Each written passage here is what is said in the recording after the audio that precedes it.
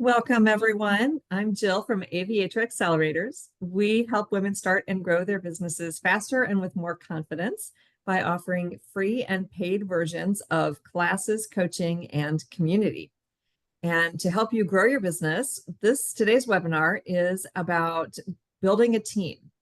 I know most of us start our businesses as solopreneurs, and you wear all the hats.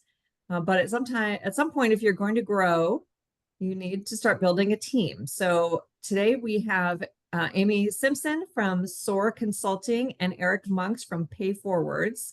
So Amy is an HR expert and Eric is a payroll expert. And they're going to really talk about what the considerations are when you're building a team, especially the ever-present question, 1099 versus W-2, and then what to think about. Compliance, that's always a big piece of it. So I'm really pleased to welcome them, and I will turn the floor over to them. Amy, would you like to start? Absolutely. Hello, everyone, and welcome. As Jill said, my name is Amy Simpson, and I'm the president and founder of SOAR Consulting LLC, where we specialize in helping ensure your people strategy is aligned with your business strategy. So Eric, you want to start our slides? Yeah, no, everybody can see me there.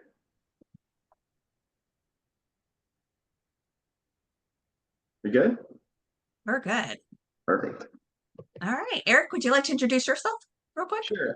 I'm Eric Monks with Pay Forwards. Appreciate that, Amy. Jill, as always, we love doing presentations, supporting Aviatra and a lot of the entrepreneurs. Been great to get to know, everybody over the past year. We're a full service outsourced payroll tax filing company, specializing in small to medium sized businesses, really any industry out there, anything from payroll to tax filing to time and labor and HRIS solutions as well. We're happy to be here. So Thank you.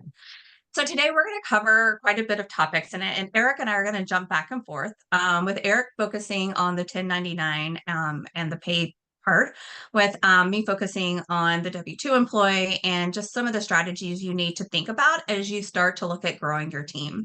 So we'll talk about aligning your strategy, the W-2 versus 1099, hiring your team, onboarding your team, resources, and then Q&A. So it's going to be kind of our pattern today. So you have a business strategy, you built it with your business plan, and it's exciting. But one of the things that I've seen small businesses do is not align their people strategy with their business strategy. And that's okay, because there's a lot to think about as you start your new business. You're putting a lot of energy into that business plan, your financing, your marketing, your cash flow, and there's all those important items that you have to do to launch. But when it comes to people, you still need to have a strategy in mind. And that's what we're going to go through. How do you align the people with your business? What do you need? When do you need them? And when do you need them? So what we're going to do is, for some businesses, the people strategy will go through the launch phase. So if you're starting a coffee shop or a restaurant, something that has people coming in and out of a brick and mortar, that's something that's going to be pretty early on. For others, this may be a future possibility. You want to get your business up and running before you bring on individuals. Regardless, you need people, and ensuring they're part of your bigger picture is really important to your overall strategy. So a few things to kind of work through is, when do you need people? Really identifying that in your business plan. Is this something that you need right away? Is it 6 months? Is it a year? Or are you not sure? All of those pieces are something you want to keep in mind. What are the roles you're going to need? What people do you need? If you're starting a coffee shop or a restaurant, do you need a key holder? Do you need a server? Do you need a manager? If you are starting a business of your own, do you need a specialist? So is your first hire somebody who comes in as part-time to help you out with sales? Or are they somebody that helps you on the back end with inventory and bookkeeping? So understanding what types of roles that are going to help you grow. When you need people, what is the forecast telling you about your business so that you know and can better identify when that need for people is going to come? So for some, we talked about it's going to be right away. Others, you may try to balance things and bring in people during a holiday season. So think about, Thanksgiving to Christmas during that time. That may be when you start to bring in people. Or if you're running something that's geared towards a tourist time, it may be that you bring people in during the summer. So really understanding what the forecast, the customer demand, and what the business trends are telling you that you need that. That's going to be really key. And then finally, what kind of flexibility do you need? Is this something that you need a W-2, and do you need them full-time or part-time? Or to Eric, what he'll talk about is this a 1099 or a contract employee? There are different aspects to both of those. And some of the things that we're going to talk about, I'll talk about what you need for a W-2 type employee and then a 1099. But he will dive a little deeper into what those means. Eric, you want to jump to the next slide? No, so I appreciate it, Amy. So I'll talk a little bit about the differences in what those classifications are, and then considerations, different tests that the IRS has versus maybe a State Department versus the Department of Labor. But first thing, and I do think this is very important, especially for small businesses out there, understanding how to make these decisions, not because of the cost impact, but because of the actual compliance of the law and what's really important. But couple things on differences between a 1099 and W-2 employee. Taxes is probably the big key thing, and we'll get into that a little bit more when we talk about business expenses. But with 1099, no business taxes are being withheld from the company standpoint. They don't really have that obligation. The contractor would have that obligation, whereas a W-2 employee is responsible for withholding a number of things from federal taxes, state level taxes, all the way down to the local school district taxes, whatever may be applicable in that region, in that city, in that area. There is an employer portion that comes along with that from both a state and federal level, and we'll touch on that a little bit more because I think that's where a lot of companies try to make the decision, but it's maybe not where the decision should be made. Benefits is a key thing, and while we've got a slide, here that says 1099s typically aren't eligible for benefits, there are different benefits that companies can offer in different situations. Whereas W-2s, if they are offering benefits, it's almost always going to be offered up to them depending on maybe a part-time, full-time role. Legal protections, those 1099s might have a little less legal protection, where W-2s are going to be a little bit more covered under those state and federal regulations. And then the work type, 1099 maybe provided for a limited scale opportunity, one-time job, whereas a W-2 is typically going to be a little bit more indefinite time frame. There may be seasonality, there may be part-time roles that come along with that, but it's a little bit more of a firm time frame there. And so first things first, I won't go into each of these, but it's important for a business to look at them. At the end of the day, all four of these different tests of whether an employee is a W-2 or a contract employee all revolve around the same thing. So we'll just touch on one of these today, but would encourage everybody to take a look at the different classifications just to make sure you feel comfortable with how you're making those decisions before we kind of jump back in with the strategy of onboarding that decision. But the one I'll go through today is just IRS common law. I think it kind of encompasses a lot of the other ones within it and really kind of summarizes it a little simpler, whereas the others get a little more lengthy in maybe 12, 14, 18 different evaluation steps. But you'll see this first phrase we've got here, really in determining whether the person providing the service is an employee or independent contractor. It says all information that provides evidence of degree, control, and independence must be considered. So I think that's pretty important. So it's important for you as a small business owner when you're making these considerations. You can't just take one of these things into the equation. You really need to take all of these, different tests into the equation. So first, behavioral, does the company, really have a right to control the worker, how they do their job, when they do their job, and really those specifics that are being done. A contractor is going to have a little bit more flexibility where they're going to get hired to do a job and they're going to control themselves a little bit more about how they get that done in that capacity. Financial control. So are the business aspects of the worker's job controlled by the payer? So how the worker's paid, expenses being reimbursed, who provides the equipment, the tools, the supplies that they need. So that's a big piece of that. And then that type of relationship. So are there written contracts, employee type benefits? Will the relationship continue, once the work's performed in key aspects of the business? So again, are they looking to perform one job during one period of time to complete that? Or are they looking to really take on a role within the organization and the business? And again, just to reiterate once again, it's important to weigh all of these factors into the decision and not just one of them. And I would encourage, again, everybody to take into account the IRS, the DOL, and look at your state. States can vary, pretty wide on everything from compliance to taxes and benefits that need to be provided. So it's very important that you look at where this employee is going to work, where the business is based out of. Remote worker, wanted to put a quick tab on that. I think it's pretty important, especially this day and age. For an individual working remotely, performing services for you from a location other than the office operated by you, is still your employee, under the common law if they meet those other items. So I think that's an easy, item for a small business to say, hey, they're working out there on their own, they're independent, they're working from their home, they're not really an employee. But if you're still dictating that relationship, that behavior, financial aspects, the timing of that, then there's a very good chance you could still fall under that, where you need to really think about taking on a W-2 employee there. So again, some of those key differences. W-2 employees can be a traditional worker, from a permanent long-term basis. You're going to have responsibility to withhold those taxes as the company. That is, your responsibility. So a large portion of that is going to be paid by the employee and deducted by you, but it's still your responsibility to make sure those items get filed. And that's pretty key. And we'll touch on that a hair more as well. And again, that 1099 contractor is more of an independent worker, responsible for paying their own taxes, and, paid time off, things like that.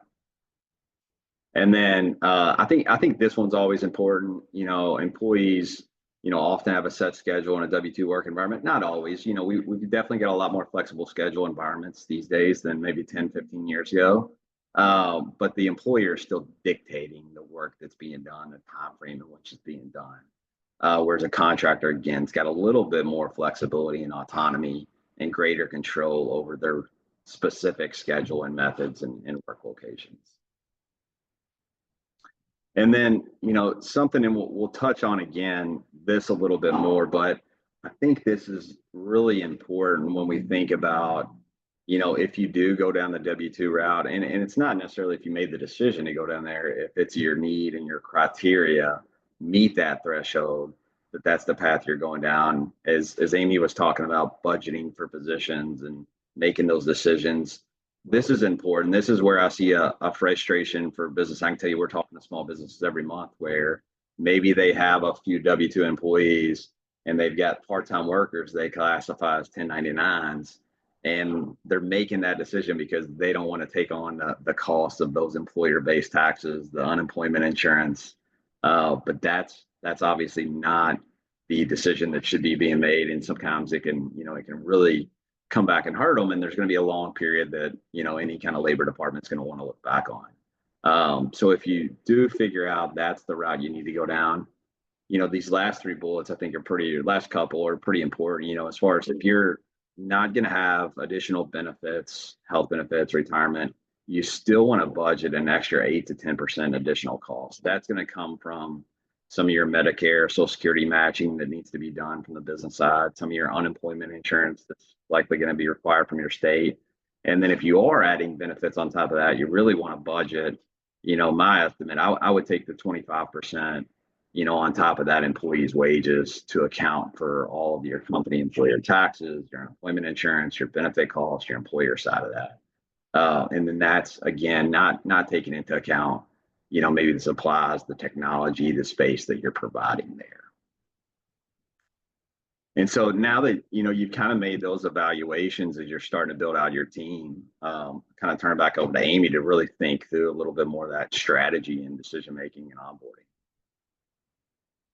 So Eric, that's really determining that is huge as part of a business owner, of which way you need to go that supports your business the best, and agree 100% on the percentages that you need to add for an employee in order to do that.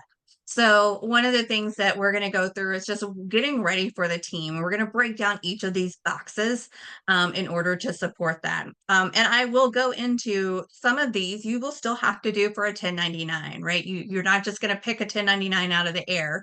You really want to look and make sure it's the right person to match your business.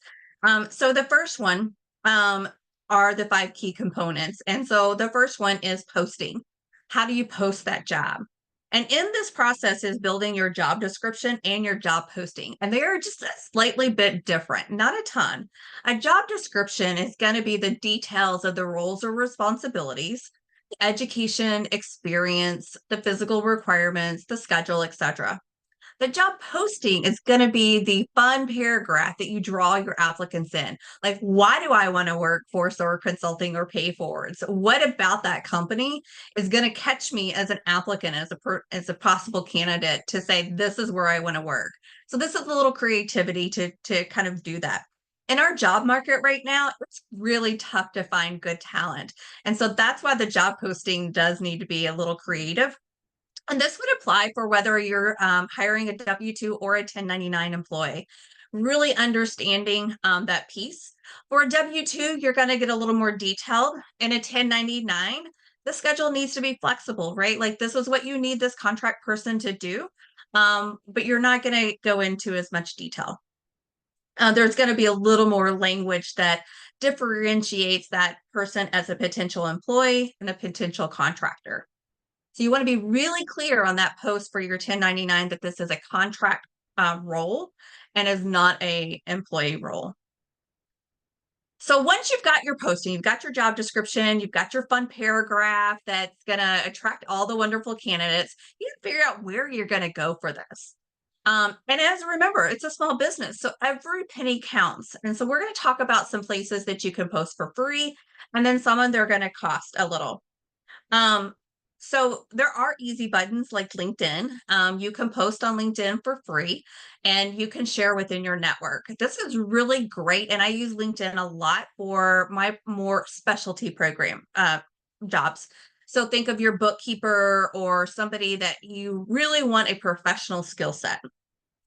If this is for your servers in your coffee shop or the key holder or somebody to help you with inventory as you get ready for holiday, I suggest Indeed. And you can buy really inexpensive or you can sponsor it. And the cool thing about Indeed when you're sponsoring it is you can put an amount of money that makes sense for you to push it to the top. And sometimes that's as little as $20 a day. And that will push that posting to feed into that type of employee that you want to grab. And maybe you just do it for 5 days because most of the time, most of your candidates are going to come in that first 5 to 7 days. And all of these topics we could go into in its own webinar, Jill, so we could get really deep. I'm hitting the highlights today. But look at your chamber. If you belong to a networking group or a chamber of commerce, it is likely that part of your membership for that organization is that you can post for free. And what's great about that is you can take that post and share it on your social media. You can share it on your website. You can share it on LinkedIn. And so that's a great way to get it out there. And a lot of times those search engines like Indeed will pick it up. It's not going to be sponsored and it's not going to push it to the top, but it will pick it up. So I think it really depends on the type of role that you want to do. And then how much that network you have is getting out into the community. You may look at a hiring event if you're launching something like a brick and mortar, whether it's a restaurant, coffee shop, bookstore, whatever it may be. And that's a really great fun event to do. If you have the ability to do that at your location, it's really great for prospective employees to see where they're going to be working. But there's a lot that goes into developing that brick and mortar. So again, look at your chamber to see if they can't host an event at their location for free or at a very discounted process or price in order for you to do that. That's a really great tip. Use that chamber. They are there to support you. Your membership costs, use every bit of it that you can pull out.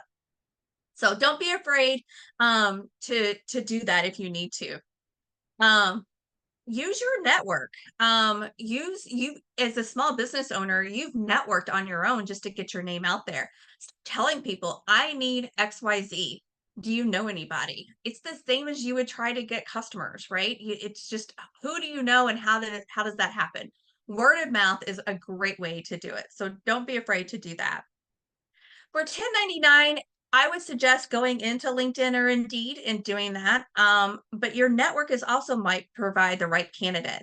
So it's likely that if you've had a bookkeeper or somebody who specializes in inventory, that somebody else has used somebody in the past for one of those specialty reasons, and you can get a reference from that individual. Did they show up? Did they complete on time? Did you have any issues with them? And that helps you know what you're getting ahead of time with that contract employee. So do not be afraid to go into your network for that. I guarantee you're going to find somebody who knows somebody. So the interview process, again, we could go deep into this, but I do recommend going in and listening to a podcast or a webinar or something, so you really get the do's and don'ts of how you should interview. There are a lot of legal requirements that you should be aware of, and it's a pitfall a lot of times for small businesses. And the last thing we want is for you to fall into one of those. So I'd rather you have the knowledge of that. And we're just going to put that as a side note for Jill. Um, but the timeline is important when you're interviewing. You cannot lag too much from the time that you post to the time that you interview, or you will lose candidates. Again, this is a tough job market, and candidates, especially for those entry level, those server positions or a part-time sales clerk, those are positions that you're competing against everybody else in your world. And so you really need to make sure that when you plan out this um, process for yourself, that when you start to post that, you're ready to interview within a couple of days. You're ready to start calling people, bringing them in, your hiring event, whatever it is. You really want to make sure that that you don't lose a big portion of your candidate pool as you connect with those. So to keep the process moving, you want to think about the questions you're going to ask. There's different types. You can ask behavioral questions, cultural questions, functional questions. So just to kind of take a quick look at those, behavioral questions are going to be questions that you want an answer based upon their experience. So tell me when you had to deal with a frustrated customer. How did you handle that situation? You're looking for them to be able to provide you experience of how they de-escalated a frustrated customer. Then you have cultural. So there are your values have gone into this small business. Like, this is your baby. Your mission statement is important. Your core values are important. So you want to make sure that employees who join your team also feel those. So if you have respect as one of your core values or your mission statement, then you need to say, tell me how you respect others, to make sure that it's a cultural fit for you. And then, of course, functional, right? Tell me how you manage multiple tables at the same time. Tell me how you handle a fast-paced environment when we're open for holiday shopping. All of those different things are functional questions. But do you know how to use a point of sale? What systems have you used? Those are all kind of those functional questions that are kind of check the box.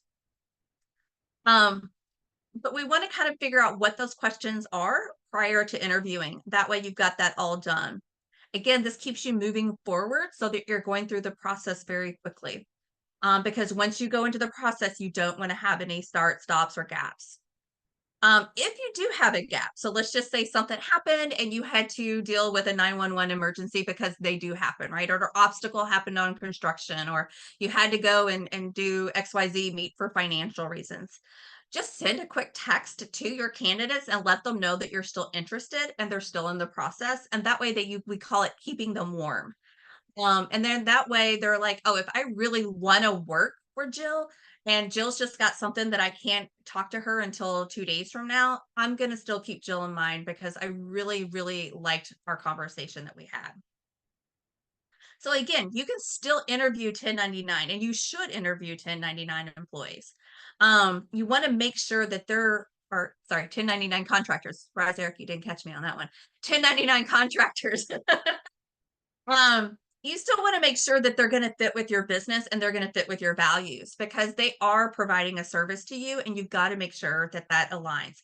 It's just like picking your doctor or your dentist or your stylist, right? You want to make sure that person is going to feed you what you need.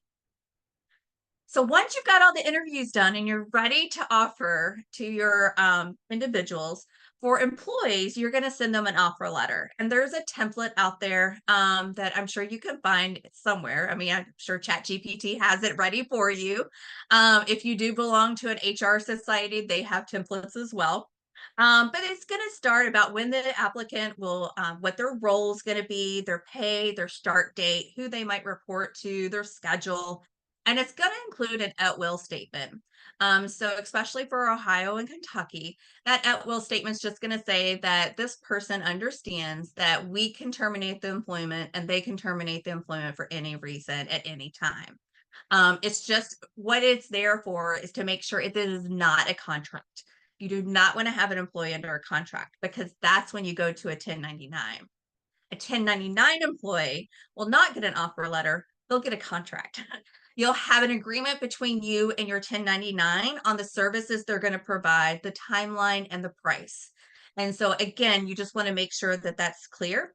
An attorney is best for that, but again, you can get a generic one off legal, Zoom or whatever it may be. But I would have a basic one that you can use and use for multiple contractors if you need. So are you exhausted already? I mean, we've gone through this process, right? Feel like I'm tired. I've been talking, I've been writing, I've been posting. One more, Eric, back up just real quick. We still have the post offer requirements. Not done just yet. See, he was ready to be done too. So you want to do some things. Some things you might have to do based on your small business, and some things you just may not want to do, and that's just fine. If you are opening a daycare, you're going to have to do background checks and you're going to have to do drug testing per law, right? That's going to be requirements you have to do. If you're hiring a part-time sales clerk, you really don't have to do those, right? You don't necessarily need to drug test or you do have a background check. Those are things that you need to do based upon the requirements that are within your industry that you're opening. I would say that you can take care of that, I'm sure when you've done your research and it's going to be part of your business plan. But most communities have like a generic LabCorp is a big one where you can send an employee to get their drug test if that's something that you need, and it's pretty inexpensive. And there's a lot of online vendors for background checks. For 1099, you're not going to complete these. This is not something because that crosses that border that Eric was talking about, is you don't want to do too much to do that. But you might require that contractor to have general professional liability insurance and maybe automobile insurance if they're traveling to or from. So I would recommend that as part of that post offer, as you start to look at that contract, that they have some kind of professional general liability. And what that's going to do is, let's say they mess up your books, right? You want to know that they have an insurance provider to be able to pay you to have that straightened out. And that's the big legality of that piece. Okay, now we're done. We've gone through that whole getting ready for your team. So now you're excited because you have these individuals joining, and this is the fun time of bringing them on. And so I kind of split this into a 4-piece process. And for 1099 employees or 1099 contractors, you're going to do the same, right? Just not quite as extensive. For the first one, you've been building this business and it's everything that you want. You've got a lot of passion, a lot of energy, a lot of time, and a lot of money, right? So the one thing that you want to do ahead of time is welcome that person to your organization. It may be one person or it may be 5 people, but just saying, welcome to my place of business, welcome to all of this that I've created, helps them engage with that. Share your company information, right? Why did you write your mission statement? Why are the values important to you? Why did you decide to do this, right? Is it you opened a coffee shop because you remember the smell of coffee as you were growing up?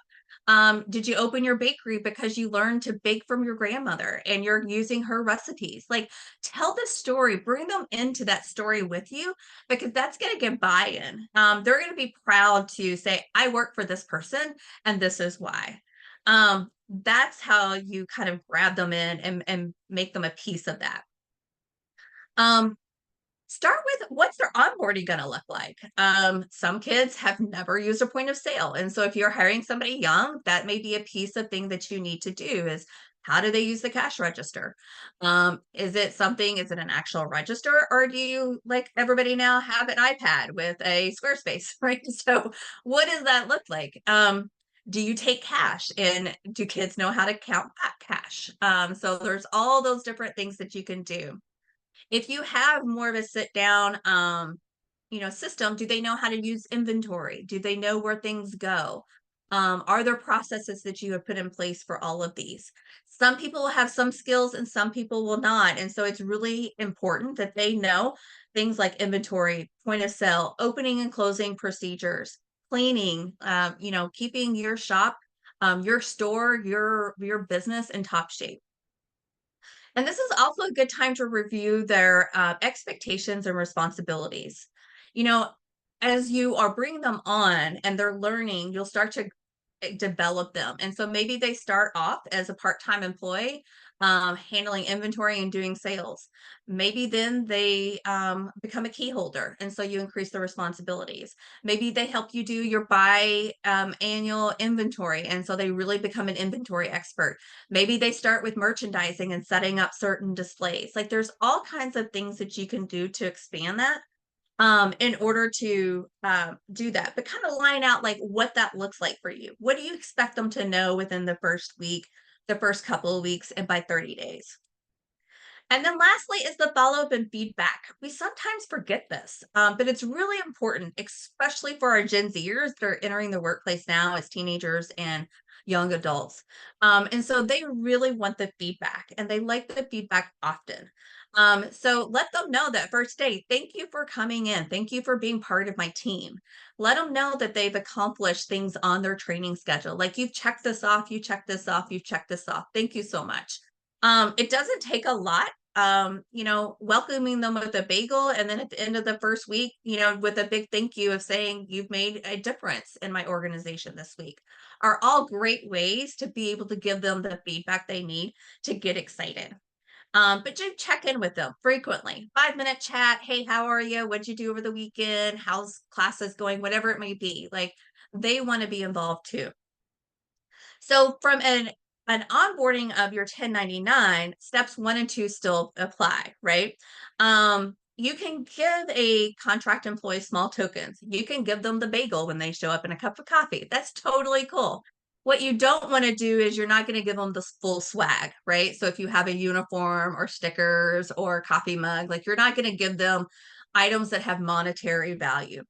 But you do still want them to recognize your company and the mission so that they can align with those values that you have. All of the onboarding training should already have been discussed in the contract. So they already know what they're expected to do and how that does. I would also say once that contract has been fulfilled, have some feedback for them. What happened? What would you do differently? What could have I done better to make your experience as a contract with my organization better? It goes back and forth. So again, it's very similar, just a tad different for that 1099 contract worker. All right, Eric. So here's a few resources. You're going to go down into a legal rabbit hole, but they do have some great information. They have some webinars as well. But your U.S. wage of hour division is going to give you a lot of great information on how to pay your non-exempt employees and understanding all of the legal. Again, this is a whole different webinar. The other one is the Equal Opportunity Commission, and this is going to give you a little background into our protected classes. We didn't go into some of the things that you can and can't ask in the interview process, but there are protected classes that you can't ask specific things.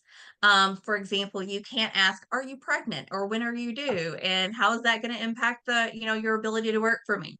So you do need to make sure that you have some knowledge on this, and so I wanted to make sure that you had a couple of those resources spaces.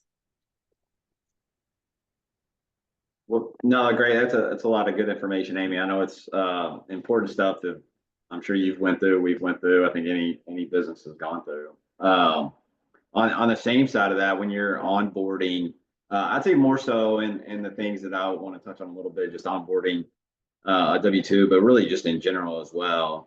Think about, legalizing compliance paperwork. Amy talked about that, things you need to gather. Make sure you do that. I think it's amazing the amount of small businesses out there that skip those steps or maybe aren't aware of them. And so understanding what you need to have on file, from an employee is very important. I think some of these other things that I've gotten, some of them are a little bit redundant about, Amy talking about it, but I think for small businesses, it's amazing. I think for me, 18 years ago, I used to think about, okay, when could I bring on somebody to run my finances? When could I bring on, an HR person to handle all of our, HR management, HR administration internally? And I think it's important to think about, hey, a lot of that is available on an outsourced, offering out there. I mean, Amy's a great example of that. I think those tools go underutilized, and I can't urge enough for any small business out there to look at and evaluate, benefit providers, look at HR consulting firms. I think they're so helpful in not just making sure that you're in compliance, but also that you have the softer edges around the business as well, right? It's not just about the legalese, but it's about how you handle employee relationships, how you keep them happy. At the end of the day, employees are often the lifeblood of your company. I know they are for us. And so making sure that they're happy, we've got them in order, we're educating them, we're putting them in a good spot, and we're elevating, where they want to be in their future only helps us help our clients. Building all those policies out. And then, I know she mentioned some of the tools out there, different recruiter, job tools, network, Indeed, all the posting sites. And then, I just kind of leave you with a couple things there. I think I talked about consulting with the experts, but I always think it's nice to, at the end of the day, if it's viable for you financially, definitely look at those strategic decisions, and long-term opportunities. If you've already started the business, you already kind of have a vision and a dream that you want to try to achieve there with that business. And so sometimes it's easy to get short-sighted and say, hey, I need to plug a gap over the next 3 months, but there might be something bigger you need to evaluate there. And so always look at, what that is, where you want to be down the road, and how maybe this position or this role or this aspect of the business is going to be needed. And I think that goes back to, one of Amy's early discussion points on what do I need, what capacity do I need and how that's going to be handled. And then just as we've talked about, be thorough with the industry, compliance. I know for, a lot of businesses that maybe aren't in that compliance, it doesn't come back to them. They may not ever get audited, but the ones that do, the ones that it does come back on, it's very, very painful and not something that anybody wants to experience. It's an easy way to kind of put, a halt or a big gap in the time frame of being able to achieve that business result that you want there. But I think, those are the big key things we've got. There's a lot of tools out there for these aspects. There's a lot of great people like Amy. There's a lot of great groups like Aviator. I think it's so educational. And most business owners, we know you want to handle the business. You don't know what you don't know. We don't know what we don't know. So it's important to surround yourself with experts and don't be afraid to ask those questions and dig in there. Thank you so much, you guys. That was incredible information. If you want to stop sharing, Eric, I'm going to, I've got a couple of questions and we'll also open it up for questions as well. So, I think if I'm done here,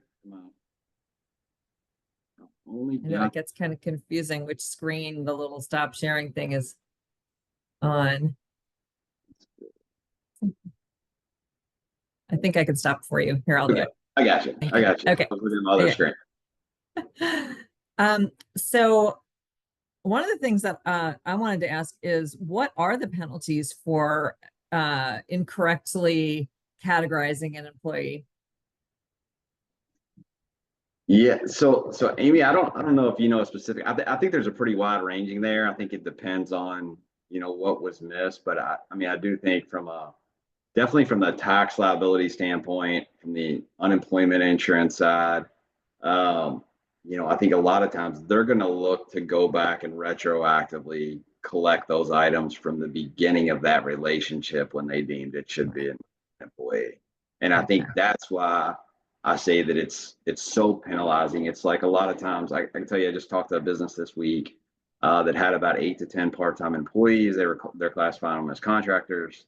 They've been working with them for 2 to 3 years, and they wanted to miss out on those taxes. It's the reason they haven't classified, which is probably, maybe probably less than $100 a month. But that is a big deal at the time, but it's not near as big of a deal if you've got to go back, look at 3 years of having to retroactively pay those into an organization, likely work with, a CPA or a labor law attorney to get it rectified, pay penalties, pay interest on those things. So I think from a financial aspect, those are the big items that can come back, because if you get, the Department of Labor in your business, they're not looking at the problem going forward often. They're looking to retroactively, correct everything and make sure that financially everything's attributed back to that first point in time. Yeah, I would agree, Jack. Or sorry, Eric. I would agree completely that, um, it's even going to go as deep as how often did they work, and did they work 40 hours, and should they have gotten overtime? So getting them back, and there's a lot of records that you may or may not have, and so they're going to do whatever it is to provide the best opportunity for the employee or the contract worker. They're not going to take they're not going to give you the benefit of the doubt. They're going to take that doubt and give it and pass it on. And this is a good way to kind of look at it is the person doing the same thing for another company or another organization as a contract worker? As an HR consultant, I come in as a contractor, but I may have multiple people. If I'm working for just one person all the time, then that's where it really starts to get gray. And should I be an employee with that person? And so that's kind of what to remember. If they're working just for that one person, doing the same work, and not doing it anywhere else, then Eric is right. You're getting into a really gray area that you probably don't want to be in. Okay. Oh, and especially like the one thing I didn't say, I mean, the time aspect of you as a business owner that it's going to take, just to, like Amy's point, to go back there and try to find that information and track it down, and you're putting a halt on future businesses is kind of what you're looking at too, not just the true financial aspect that's coming out of the bank. That's a really good point. I had another question. As far as the trigger point, Amy, you were talking about, when to hire. And I certainly understand that there are some businesses that, from the outset, if it's a coffee shop or something, one person cannot possibly do it. But do you have any thoughts on sort of maybe like if it's a service-based business or something, is there kind of like a level of revenue or number of customers, or like a trigger point where you are not, if you're working more than 60 hours a week, you need somebody else? Like, is there some other kind of an indicator or several? So yeah, there are. The first one is, what does your financials tell you? Can you afford to have that other person, right?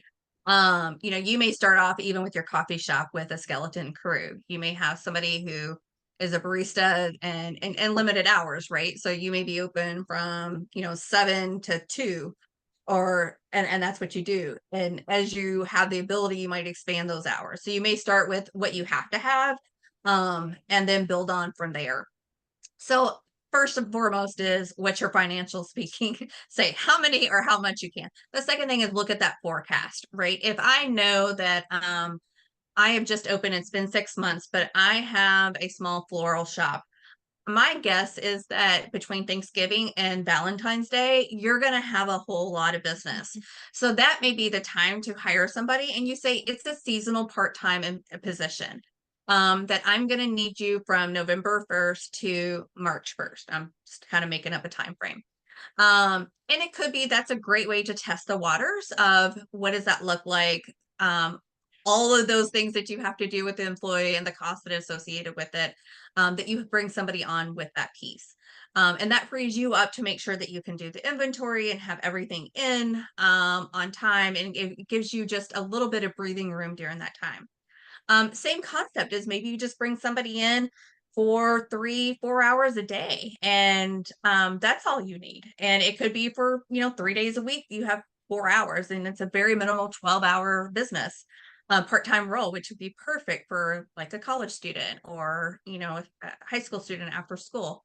So kind of look at what fits your business. So you've got the financials, you've got what are your needs, what are the trends coming up, and then what can work with your business? How flexible can you be? That makes a lot of sense. Anybody in the audience have any questions? I have an additional one if nobody, but I can leave that till the end if anybody else wants to ask a question. I think we had, I wasn't really monitoring the chat. Let me see if we have any questions on the chat. No, nothing. Okay, well, I'm going to ask my other question. My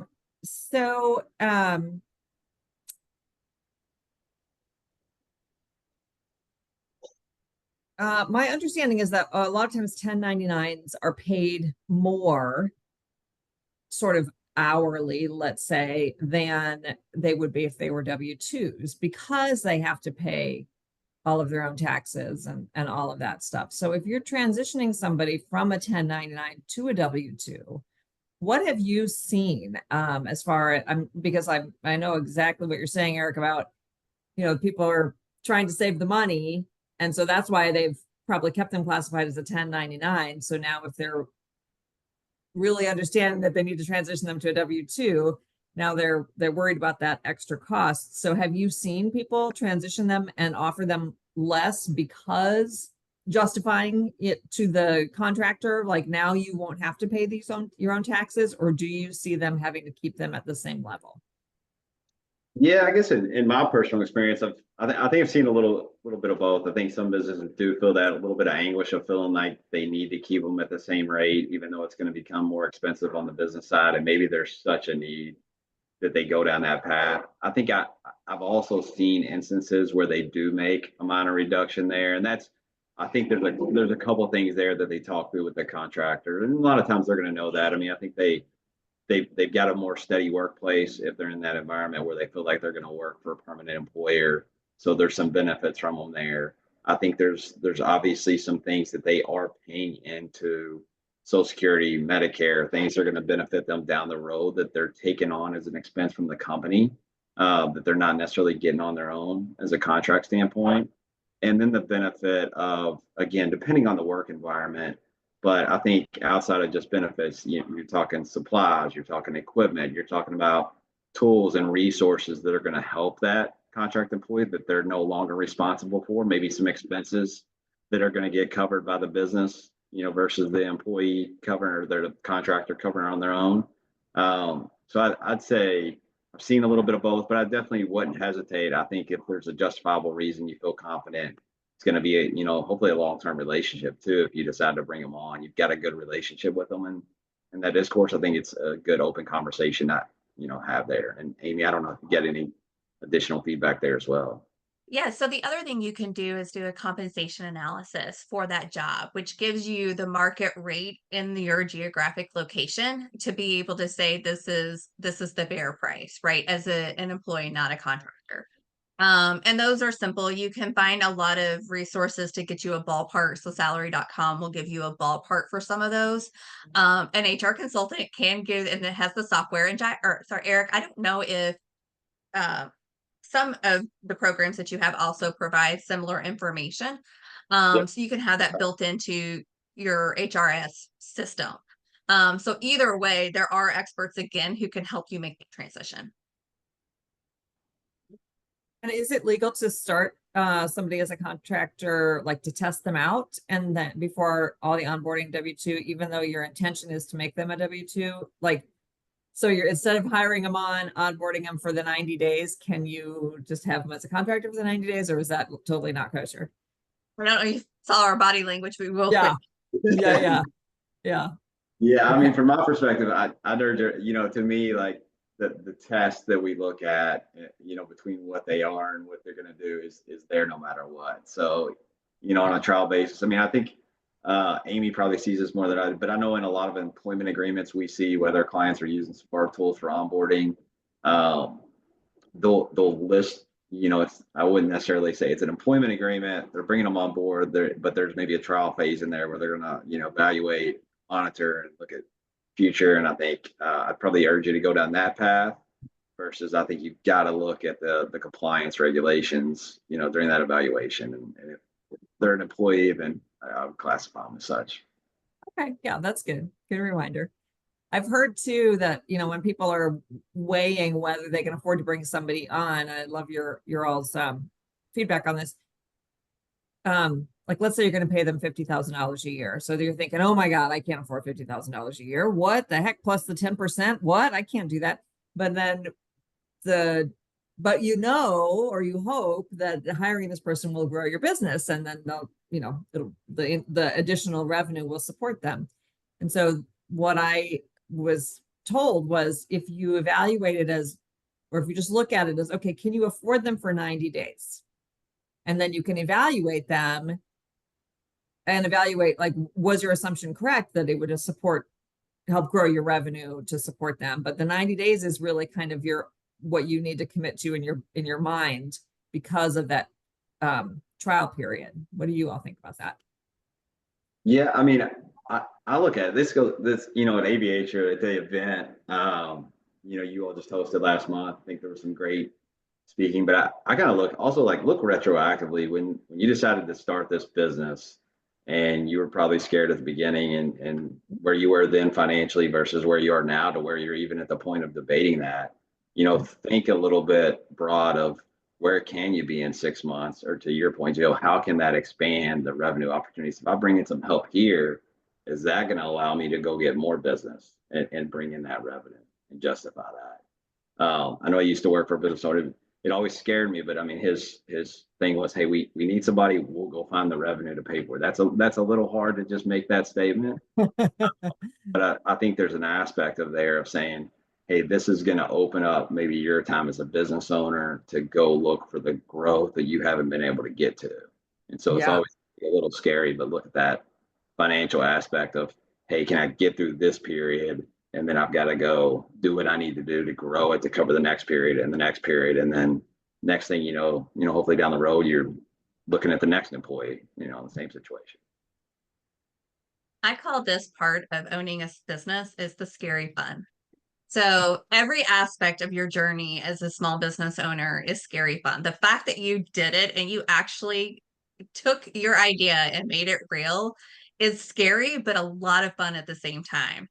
And so when you're looking at your forecast and understanding, like, I've got 90 days that I can cover. I like that, Jill. Like, that's a really good kind of time frame. Knowing the revenue is going to come in and support that, that's risk. And as a small business owners, that's the point, right? We take risk.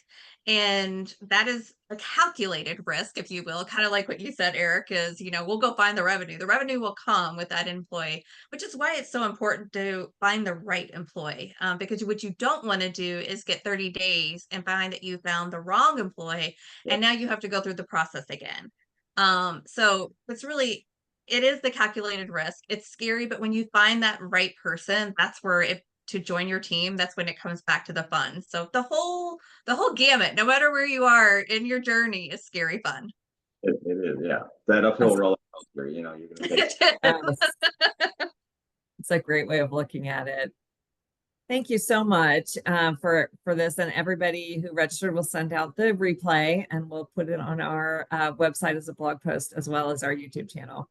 Thank you so much, Amy and Eric. It was such a pleasure, and you have been so generous with the information that you shared. I'm really, truly appreciative. Of course, thank you. Yeah, thanks, Jill. Thanks, Amy. Yeah, it's been a pleasure to be here. Thank you, guys. Great. Thank you. Good job, guys. Thanks. Thanks, Jack.